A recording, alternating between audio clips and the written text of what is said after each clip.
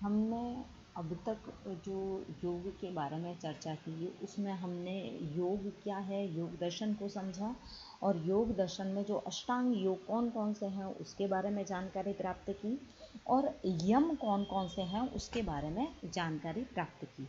अब हम इस वीडियो में ये जानने की चेष्टा करेंगे कि योग के और बहिरंग साधन कौन कौन से हैं। तो योग का दूसरा जो बहिरंग साधन है वह है नियम। नियम योग का दूसरा अंग है। नियम का अर्थ है सदाचार को प्रश्रय देना। नियम भी 5 माने गए हैं। पहला है शौच।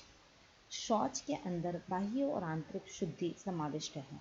स्नान, पवित्र भोजन, स्वच्छता के द्वारा बाह्य शुद्धि और मैत्री, करुणा, सहानुभूति, प्रसन्नता, कृतज्ञता आदि के द्वारा आंतरिक अर्थात मानसिक शुद्धि को अपनाना चाहिए। दूसरा है संतोष। उचित प्रयास से जो कुछ भी प्राप्त हो उसी से संतुष्ट रहना संतोष कहा जाता है। शरीर यात्रा के लिए जो नितांत आवश्यक है उससे भिन्न अलग चीज की इच्छा न करना संतोष है। अगला आता है तपस। सर्दी गर्मी सहने की शक्ति, लगातार बैठे रहना और खड़े रहना, शारीरिक कठिनाइयों को झेलना तपस कहा जाता है। अगला है स्वाध्याय। स्वाध्याय का अर्थ है शास्त्रों का अध्ययन करना और ज्ञानी पुरुष के कथनों का अनुशीलन करना। अंतिम नियम जो है वह कहलाता है ईश्वर प्रणिधान। ईश्वर के प्रति श्रद्धा रखना परम आवश्यक है।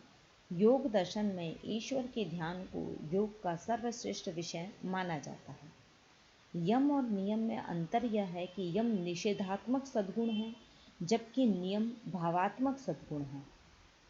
अगला जो बहिरंग साधन है योग का वह है आसन। आसन योग का तीसरा अंग है। आसन का अर्थ है शरीर को विशेष मुद्रा में रखना। आसन की अवस्था में शरीर का हिलना और मन की चंचलता इत्यादि का अभाव हो जाता है। तन मन दोनों को स्थिर रखना पड़ता है। शरीर को कष्ट से बचाने के लिए आसन को अपनाने का निर्देश दिया गया है। ध्यान की अवस्था में यदि शरीर को कष्ट की अनुभूति विद्यमान रहे तो ध्यान में बाधा पहुंच सकती है, इसलिए आसन पर जोर दिया गया है। आसन विभिन्न प्रकार के होते हैं। आसन की शिक्षा साधक को एक योग्य गुरु के द्वारा ग्रहण करनी चाहिए।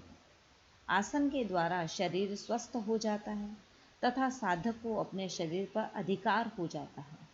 योगासन शरीर को सबल और निरोग बनाने के लिए आवश्यक है। अगला जो योग का अंग है वह है प्राणायाम। प्राणायाम योग का चौथा अंग है। श्वास प्रक्रिया को नियंत्रित करके उसमें एक क्रम लाना प्राणायाम कहा जाता है। जब तक शरीर की सांस चलती रहती है तब तक उसका मन चंचल रहता है। श्वास वायु के स्थगित होने से चित्त में स्थिरता का उदय होता है। प्राणायाम शरीर और मन को दृढ़ता प्रदान करता है। इस प्रकार प्राणायाम समाधि में पूर्णतः सहायक होता है। प्राणायाम के 3 भेद हैं, पूरक, कुंभक, रेचक। पूरक प्राणायाम का वह अंग है जिसमें गहरी सांस ली जाती है। कुंभक में श्वास को भीतर रोका जाता है और रेचक में श्वास को बाहर निकाला जाता है। प्राणायाम का अभ्यास किसी गुरु के निर्देशानुसार ही किया जा सकता है। श्वास के व्यायाम से हृदय सबल होता है। अगला जो योग का अंग है वह है प्रत्याहार। यह योग का 5वां अंग है। प्रत्याहार का अर्थ है इंद्रियों के बाह्य विषयों से हटाना और उसे मन के वश में रखना। इंद्रियां स्वभावतः अपने विषयों की ओर दौड़ती है। योग के अभ्यास के लिए ध्यान को एक ओर लगाना होता है, अतः यह आवश्यक हो जाता है कि इंद्रियों को अपने अपने विषयों से संसर्ग नहीं हो। प्रत्याहार के द्वारा इंद्रियां अपने विषयों के पीछे न चलकर मन के अधीन हो जाती है। प्रत्याहार को अपनाना बहुत अधिक कठिन है। अनवरत अभ्यास, दृढ़ संकल्प और इंद्रिय निग्रह के द्वारा ही प्रत्याहार को अपनाया जा सकता है। धारण, यह जो है प्रथम अंतरंग अंग है। प्रत्याहार जो है वह अंतिम बहिरंग जो है योग का साधन है। योग के 2 प्रकार के साधन हमने बताए थे पहले भी, अंतरंग और बहिरंग। 5 साधन तो अंतरंग है और 3 साधन बहिरंग है।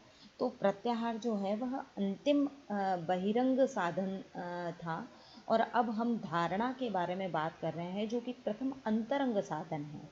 धारणा का अर्थ है चित्त को अभिष्ट विषय पर जमाना। धारणा आंतरिक अनुशासन की पहली सीढ़ी है। धारणा में चित्त किसी एक वस्तु पर केंद्रित हो जाता है। इस योगांग में चित्त को अन्य वस्तुओं से हटाकर एक वस्तु पर केंद्रीभूत कर देना पड़ता है। वह वस्तु बाह्य या आंतरिक दोनों हो सकती है। वह वस्तु का कोई अंश अथवा सूर्य, चंद्रमा या किसी देवता की प्रतिमा में से कोई भी रह सकती है। इस अवस्था की प्राप्ति के बाद साधक ध्यान के योग्य हो जाता है। अब हमने जो है योग के एक अंतरंग अंग की चर्चा तो करी है, परंतु 2 अंतरंग जो साधन है ध्यान और समाधि, उसकी चर्चा जो है हम नेक्स्ट वीडियो में करेंगे।